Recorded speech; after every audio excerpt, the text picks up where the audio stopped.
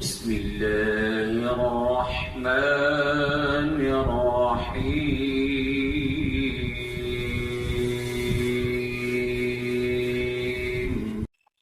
ابلیس کی نسل کی ابتدا جس جن سے ہوئی اس کا نام تارانوس کہا جاتا ہے، اور یہ ابلیس سے 1,44,000 سال قبل دنیا پر تھا۔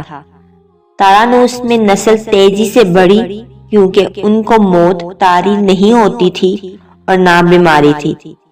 البتہ یہ چونکہ آتشی مخلوق تھی تو سرکشی بدرجہ اتم موجود تھی۔ اس مخلوق کو پہلی موت پیدائش کے 36,000 سال بعد آئی اور اس کی وجہ سرکشی تھی۔ بعد میں چلپانیس نامی ایک نیک جن کو جنات کی ہدایت کا ذمہ سونپا گیا اور وہی شاہ جنات قرار پائے، مگر ان کے بعد ہاموس کو یہ ذمہ دیا گیا۔ ہاموس کے دور میں ہی چلیپا اور نبلیس کی پیدائش ہوئی۔ یہ دونوں اپنے وقت کے بے حد بہادر جنات تھے اور ان کی قوم نے چلیپا کو شاشین کا لقب دیا، جس کے معنی ہے شیر کے سر والا۔ ان دونوں جنات کی وجہ سے ساری قوم کہنے لگی کہ ہمیں اس وقت تک کوئی نہیں ہرا سکتا جب تک شاشین اور نبلیس ہمارے درمیان موجود ہیں، اور انہی دونوں کی وجہ سے یہ جنات آسمان تک رسائی کرنے لگے اور تیسرے آسمان پر جا کر شرارت کر آتے۔ ایسے میں حکم ربی سے فرشتوں نے ان پر حملہ کیا اور عبرتناک شکست دی، مگر ان کی نسل میں جو عزازیل یعنی موجودہ ابلیس یا شیطان موجود تھا، اس نے دیکھا تو سجدے میں گر گیا۔ شیطان شروع سے ہی ایک نڈر اور ذہین بچہ تھا۔ اس میں باپ کی بہادری اور ماں کی مکاری کوٹ کوٹ کے بھری ہوئی تھی۔ اس نے ملائکہ کے ساتھ جا کر توبہ کا اعلان کیا اور فرشتوں سے علم سیکھنے لگا۔ پہلے آسمان پر عابد، دوسرے آسمان پر زاہد، تیسرے پر بلال، چوتھے پر والی، پانچویں پر تقی اور چھٹے پر قبازان کے نام سے مشہور ہوا، اور یہ وہ وقت تھا کہ یہ فرشتوں کو سکھاتا تھا۔ ساتوں آسمان پہ ابلیس بقا نور میں رہا۔ حفت افلاک کے سب ملائکہ کا معلم قرار دے دیا گیا۔ یہاں پہنچ کے اس نے اپنی عاجزی اور ریاضت کی انتہا کر دی۔ کم و بیش 14,000 سال اس نے عرش کا طواف کیا۔ یہاں اس نے فرشتوں میں استاد سردار عزازیل کے نام سے شہرت پائی۔ کم و بیش 30,000 سال یہ مقربین کا استاد رہا۔ ابلیس کے درس و واعظ کی میعاد کم و بیش 20,000 سال ہے۔ فرشتوں کے ساتھ قیام کی مدت کم و بیش 80,000 سال ہے۔ شیطان کو حکم ہوا کہ داروغہ جنت یعنی رضوان کی معاونت کرو اور اہل جنت کو اپنے علم و فضل سے بہراور کرو۔ یوں ابلیس کو جنت میں داخلے کا پروانہ مل گیا۔ جنت میں بھی اس نے اپنے علم و فضل کے دریا بہائے۔ داروغہ جنت رضوان کو بھی اپنے علم سے سیراب کیا۔ بعض روایات کے مطابق ابلیس 40,000 سال تک یہ فرض ہزائجی انجام دیتا رہا، اور اس مقام پر ابلیس نے بادشاہت کے خواب دیکھنے شروع کر دیے۔ ابلیس کے پاس حفت عقلی میں حفت افلاک جنت اور دوزخ سب کا اختیار تھا، اور اس نے چپے چپے پر سجدہ کیا، مگر اس نے اب خود کو بادشاہ بنانے اور رب بن جانے کے خواب دیکھنا شروع کیے، اور کئی ملائکہ سے بات بھی کی، مگر ان کے انکار کی وجہ سے چپ ہو گیا اور نظام چلتا گیا۔ مگر اس سب سے اللہ بے خبر نہ تھا، اور آدم کی تخلیق ہوئی۔ آدم کی تخلیق پہ جز بجز ہوتے ابلیس کو جب یہ معلوم ہوا کہ یہ اللہ کا نائب ہے، تو اس نے واویلا کیا اور عبادت اور اطاعت کا طنز کیا کہ مجھ جتنی عبادت کس نے کی، اور سجدے سے انکار کر دیا۔ یہ جذبہ حسد تھا کہ میری جگہ آدم حق کو کیوں ملی۔ یہ جذبہ غرور تھا کہ میں اعلیٰ ہوں، اور اس ایک سجدے کے انکار کی بات نہیں تھی، بات سرکشی کی تھی، شرک کی تھی۔ ابلیس نے اپنے دل میں خود کو رب مان لیا تھا۔ ایسے وہ تا قیامت آدم کو بھٹکانے کے لیے آزاد ہوا، کیونکہ اس نے یہ مانگا اور سچے دل سے مانگا، اور ایسے ابلیس رسوا ہوا۔ تب اللہ تعالیٰ نے کہا، نکل جا شیطان مردود۔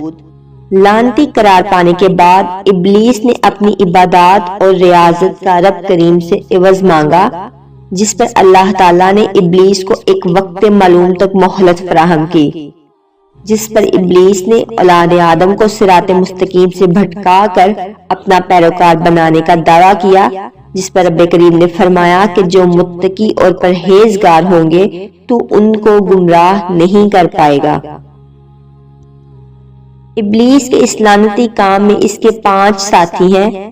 صبر، اس کے اختیار میں مصیبتوں کا کاروبار ہے، جس میں لوگ ہائے واویلا کرتے ہیں، گریبان پھاڑتے ہیں، منہ پہ تماچے مارتے ہیں اور جاہلیت کے نعرے لگاتے ہیں، اور یہ لوگوں کو بدی کا مرتکب کرتا ہے اور بدی کو لوگوں پہ اچھا اور پسندیدہ کر کے دکھاتا ہے۔ مصوت، یہ کذب، جھوٹ اور دروغ پر معمور ہے، جسے لوگ کان لگا کر سنیں۔ یہ انسانوں کی شکل اپنا کر ان سے ملتا ہے اور انہیں فساد برپا کرنے کی جھوٹی خبریں سناتا ہے۔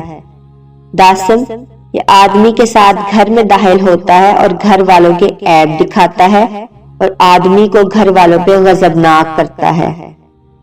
زکنیور، یہ بازاروں کا محتار ہے، بازاروں میں آ کر یہ بددیانتی کے جھنڈے گاڑتا ہے، بازاروں میں برائیوں اور فحاشی پہ ورگلاتا ہے۔ ابلیس کا آدم علیہ السلام کو سجدے سے انکار کا جذبہ حسد تھا، کہ جس نے اسے مجبور کیا کہ میری جگہ آدم کو کیوں ملی۔ یہ اس کا جذبہ تکبر اور غرور تھا کہ میں اعلیٰ ہوں، اور اس ایک سجدے کے انکار کی بات نہیں تھی، بات اطاعت سے سرکشی کی تھی، شرک کی تھی۔ ابلیس نے دل میں خود کو رب مان لیا تھا۔ اسی شرک عظیم کی بدولت ابلیس تا قیامت رسوا و لعنتی ٹھہرا اور اولاد آدم کو بھٹکانے کے لیے آزاد قرار پایا۔ نتیجہ یہ ٹھہرا کہ رب کریم کو انسان کی عبادات، عاجزی، علم و دانش سے کچھ غرض نہیں۔ رب کریم صرف دیکھتا ہے کہ دل میں اطاعت و فرما برداری کتنی ہے۔ اسی بنیاد پہ تقوی اور پرہیزگاری کے درجے قرار پاتے ہیں۔ فرشتوں نے 2 سجدے کیے، پہلا حکم کا اور دوسرا شکر کا، کہ جب دیکھا اٹھ کر تو ابلیس کو دیکھا کہ وہ شیطان مردود ہوا، تو شکر اس بات کا کہ وہ انکار کرنے والوں میں سے نہ ہوئے، اسی لیے نماز میں 2 سجدے رکھے، پہلا حکم کا اور دوسرا حکم بجا لانے کا۔ تب شیطان نے کہا کہ قسم ہے تیری ذات کی، میں انہیں بہکاؤں گا اور ان پر آؤں گا، اوپر سے، نیچے سے، آگے سے، پیچھے سے اور دائیں بائیں سے، اور انہیں نافرمان کروں گا تیرا۔ ارشاد باری ہوا، جو تیری مانیں گے اور نافرمان ہوں گے سخت سزا دوں گا اور دوزخ کا عذاب دوں گا، اور ان کا انجام تیرے ساتھ ہوگا۔ ابلیس نے کہا کہ مجھے مہلت دے دن مقررہ تک کی، جب دوبارہ اٹھائے جائیں گے، اور میں انہیں بہکاؤں گا سوائے ان کے جو تیرے مخلص ہوں گے۔ روایات میں ہے کہ تب اس ابلیس نے اللہ سے 3 چیزیں مانگی۔ پہلی، قیامت تک کی زندگی، دوسری، آدم کے ہر بچے کی پیدائش کے ساتھ ابلیس کے ایک بچے کی پیدائش۔ روایات میں یہ بھی ہے کہ انسان کے ہاں بچے کی ولادت کے بعد اسے شیطان سب سے پہلے چھوتا ہے، جس سے وہ رونے لگتا ہے۔ تبھی مسلمانوں کو بچے کے کان میں اذان کا حکم ہے کہ ابلیس اذان کے کلمات سے بھاگ جاتا ہے۔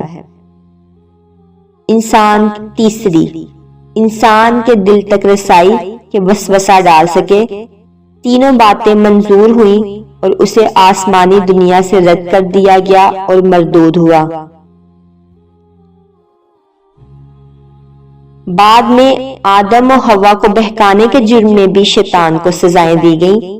ابلیس کو تمام روئے زمین اور آسمان اول کی بادشاہت سے محروم کر دیا گیا۔ ابلیس کی صورت مسخ کر دی گئی۔ ابلیس قربت الہی سے محروم ہوا۔ اس کا عزازیل نام تبدیل کروا کے ابلیس ہو گیا۔ ابلیس بدبختوں اور کفار کا پیشوا ہوا۔ ابلیس معرفت الہی کی دولت سے ہمیشہ کے لیے محروم کر دیا گیا۔ ابلیس کے لیے توبہ کا دروازہ ہمیشہ کے لیے بند کر دیا گیا۔ ابلیس نیکی سے ہمیشہ کے لیے محروم کیا گیا اور ابلیس تمام دوزخیوں کا خطیب ہوا۔ اللہ تعالی ہمیں ابلیس اور اس کے واروں سے بچنے اور اللہ کے صراط مستقیم پر چلنے کی توفیق عطا فرمائے، آمین۔